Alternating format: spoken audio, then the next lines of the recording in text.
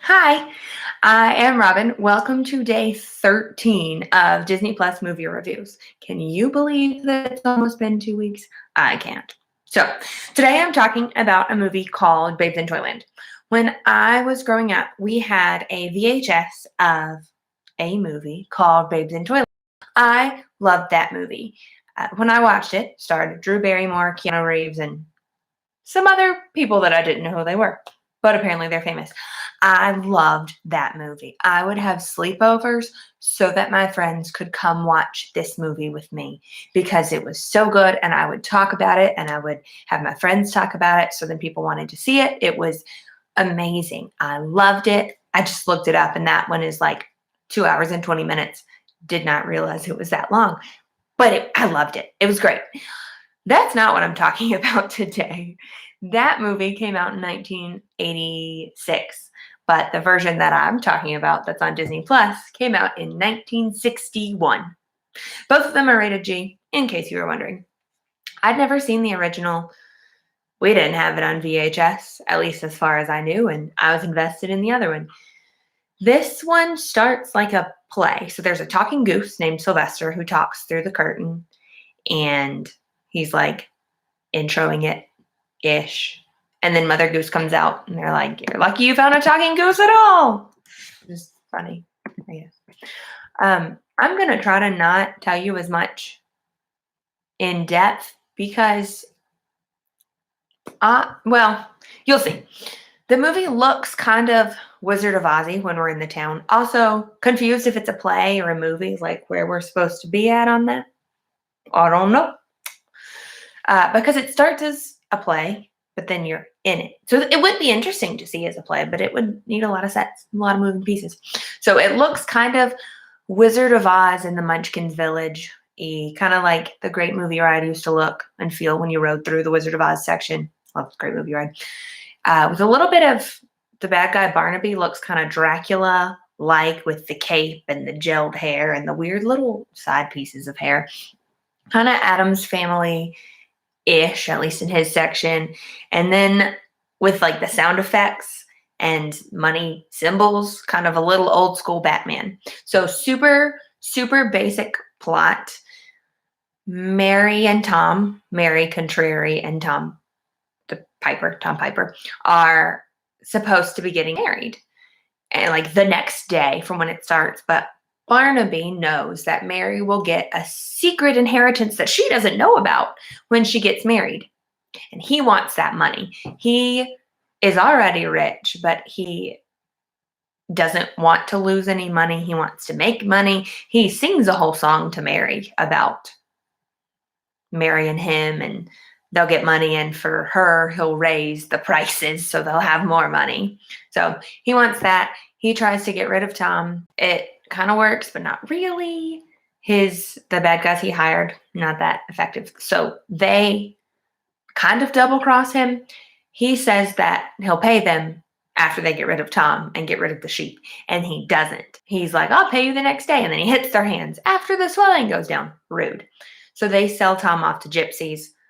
Tom comes back as Floretta the gypsy and fortune tells Mary's fortune because they've told Mary that Tom is dead. Tom is not dead. He's like, Floretta is like, "He lives. I predict a long and happy life for you." And then to Barnaby, he's like, "You're a liar and a trickster. That'll come out. You'll get in trouble." And then he takes off the disguise. And at like 52 minutes and 8 seconds, I've already summarized 52 minutes of this movie in 4 minutes. There's a really cool costume change because he's full and then he flings his arms out and the costume goes and gets sucked off of him, like splits. So that's cool. That was pretty impressive. I rewound that and watched it like 3 times. So then we're like, "Yay, Tom. Oh, happy day." But Mary is the older sister of 5 younger siblings. So 6 kids total. She's the oldest by a lot. So her little siblings are Little Bo Peep, 2 twin little girls, and then 2 other boys. Little Bo Peep has a bunch of sheep, and that's how they were going to make money when, even after Tom was gone and she couldn't marry Tom. She was like, "It'll be okay. We'll get by with our sheep." So Barnaby's like, "Steal the sheep." So the bad guys take the sheep to the forest of no return.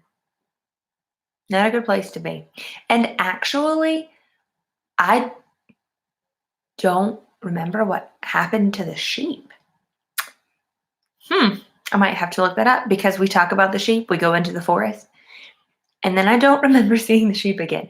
But their sheep are different colors. So sheep are gone.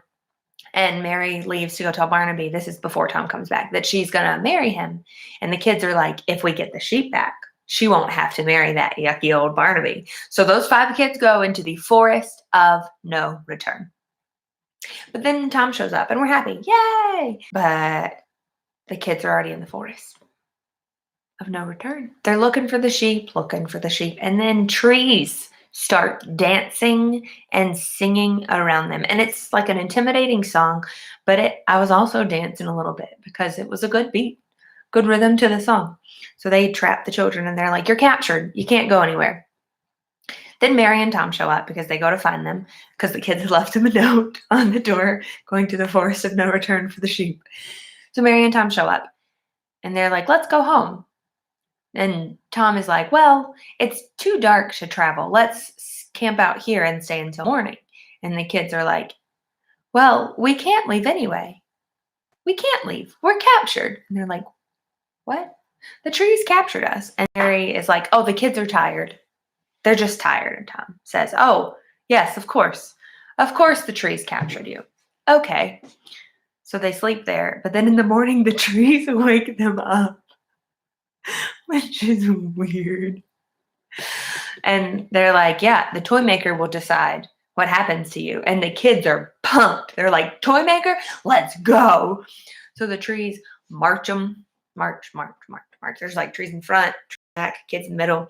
And then the bad guys pop up, each with a bird on their head because disguised. That was funny. I rewound that part and watched it again too. But the trees are like, we don't go past here. You're going to go over the bridge and blah, blah, there. But then you just look across and you see it. And then the kids are even more excited. It looks like a Candyland kind of deal. Kind of like if you put Candyland and the Emerald City together, but then just one building. Really just an impressive candy-looking castle with some toy soldiers there. So Toymaker's Place is beautiful. So they get up to it, but there's a sign that says it's closed for alterations. They look in the windows and they're very dusty, so they have to wipe them off and it's all broken down inside. They're like, I think it's closed. But then they hear something and you see the toy maker and the toy maker's assistant. The toy maker's assistant is named Grumio, Grumio, Grumio, at least according to the captions on Disney Plus. And then the toy maker. I think that the toy maker was in The Wizard of Oz. I want to say that he played the Cowardly Lion, but that is purely based on how he talked. So maybe that's wrong. But it seemed like the Cowardly Lion. So Grumio and the toy maker are working on toys, and the toy maker's like, look, an invention. And it's a broken toy because boys like to break toys as soon as they get them. So now they don't have to break it. It's already broken. Honestly, takes the fun out of it. But oh well. Grumio made an automated toy machine. So he shows the toy maker how to make, he makes a doll on slow speed. He makes a boat on medium speed. And then the toy maker's like, oh, Grumio, great invention. You're a genius. You forget that I'm the toy maker and you're just the assistant. And so he tries to program the thing to make like 4 different kinds of toys at once and like 1,000 of each of them or more. He breaks the machine. It explodes. And then he's like, Grumio, terrible invention. It's not Grumio's fault. And while the machine is exploding, the toy maker's like, I think we should go to lunch. And then he says to Grumio, go to your room and invent something to destroy yourself. Very rude. But the toy maker is making toys for Christmas Day. So then, like, is he Santa? Because if so, he's not very nice. So I don't think he's Santa, but I don't know what's happening. He is also the mayor of Toyland and the chief of police. The kids come in and they're like, oh, it's fine. We can do this. Along with Mary and Tom because they're their chaperones. So then the toy maker's like, I've been such a dope. As long as there are people, we should never give up hope. Something that I have not mentioned is that they like to rhyme in this movie a lot. They did it a lot more in the beginning, but they still do it through the whole thing sporadically, periodically. They do it a decent amount. They also sang a lot in the beginning, which was fun. They were grand musical numbers. And then we kind of lose those because we don't have as many people. Then the bad guys are looking at the toy maker's shop. And Barnaby says, night is about to fall. 5, 4, 3, 2, 1. And then darkness goes. That was funny. Watch that part again twice, too. Tom sings Mary a song after the kids have gone to bed because Mary is looking at a doll and she's like, oh, this doll is going to make a little girl so happy under the tree, blah, blah, blah, blah. And then Tom sings about how Mary is just a toy, and it sounds like he's saying that Mary exists just to make him happy because the doll was made just to make a little girl happy. But Mary is not a toy. Mary is a person. So I take issue with that song. I know this movie came out in 1961 and times were different, but like she's a person. She was not just made for him or anyone, any other man. No. So that annoyed me. But other than that, Tom is good. So Grumio comes in during the night when people are, well, Mary and Tom aren't asleep, but the toy maker's trying to sleep. He invents something that he says is better than automation. So it shrinks things. You zap it and it shrinks. So from bed size to toy bed size. But then he's like, be careful not to zap it twice because then it'll disappear.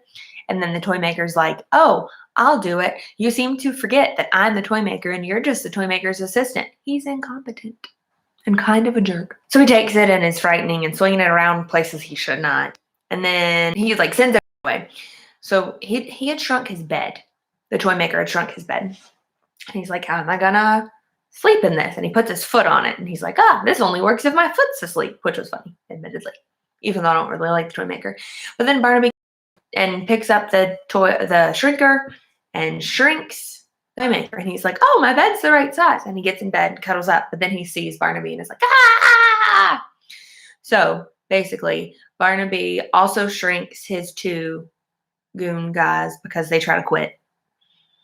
And then he shrinks Tom, tries to make Mary marry him, officiated by the toy maker / chief of police / mayor with his mayor ability. But then Tom sneaks out and gets a bunch of toys because Babe's in Toyland. And he has these toy soldiers and toys with cannons. And he like loads the cannons with peg things. Kind of like that game at Cracker Barrel that you play with the pegs, but with rubber tips on the end. So maybe they were made for those cannons. So you pull the soldier back and then shoot. Pew, pew.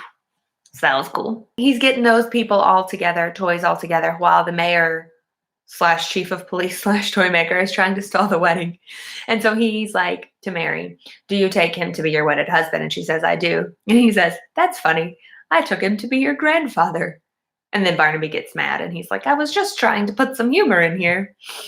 Then one of the bad guys is trying to pick the lock on the birdcage with his hand. It takes a long time, but eventually we get there. The little toys can fire the weapons and he has different units. He's like infantry, blah, blah, blah, blah. That's cool. And well, he's well prepared. So are the toys. I don't know where that magic of toy moving came from, but it worked. And then Mary shrinks Barnaby. Tom and Barnaby fight. And then Grumio makes a new invention. He makes a restoring thing so we can be big again. I actually don't know what happened to Barnaby because I was not as engaged as I wish I had been. Bo Peep and all of their siblings are at the wedding. They come out, they're married. Mary tosses her bouquet. Bo Peep catches the bouquet. We laugh because she's a child. And then they're leaving and it snows. And they're in their white clothes with their red cloaks, capes. The end. So, Daniel gave the movie a solid 3.7. The first half was fine, but everything after the trees showed up went downhill. Yeah, I liked the beginning better than the second half. Yeah, after the trees. I gave the plot a 4 with a question mark. The story kind of dragged after a while. It felt like separate worlds from the fun singing and dancing at the beginning to being with the toy maker in Toyland. And Toyland is in the title. So that part should have been incorporated into the whole story more, I think. At least, like, mentioned the toy maker, Toyland, something. I gave the characters a 3. They were very bland, but probably reasonable in their time. Also kind of being generous with the 3. I liked Bo Peep. She was cute and a responsible kid, generally. There was a funny thing at the beginning when the kids saw Mary and Tom outside before Tom was kidnapped. All the kids were looking out. One of them's like, I wonder if they'll kiss. And then Tom and Mary lean into each other, but then see the kids, so they stop.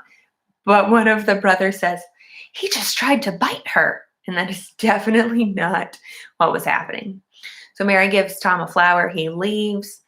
And then he's just standing there dreamily. And the bad guys smack him over the head with the mallet. And he goes down into the ground, like to his knees. And he doesn't react. And that's when they kidnap him. So he was distracted by love. Anyway, back to my rating analysis-ish. Characters of 3. Generous rating. I really wanted to like this movie. Overall, I gave it a 4, a generous 4. I really, really want that rating to be higher, but it's not. The characters were just and the plot was and the toy maker kind of annoyed me with his incompetence and self-importance. But if this movie didn't exist, then I probably wouldn't have gotten the Babes in Toyland that I love so much from the 1980s. So I'm glad it exists. I think it would be cool to watch as a play, since they, set it up like it was a play. And if Into the Woods can be a play and movie and all these things, then I think Babes in Toyland can too. Then you could have a lot of singing and dancing if you wanted it, like the original, or not so much like the newer one. Man, that was still like 35 years ago? Man. Okay. That was a while ago. It's a really good movie, though. You should watch it. The newer one. If you like older movies, would be good. And I was especially into the first half. Just once I got to the trees, it took a little longer. But not too bad for a movie from the 1960s. So, thank you for watching day 13 of Disney Plus movie reviews.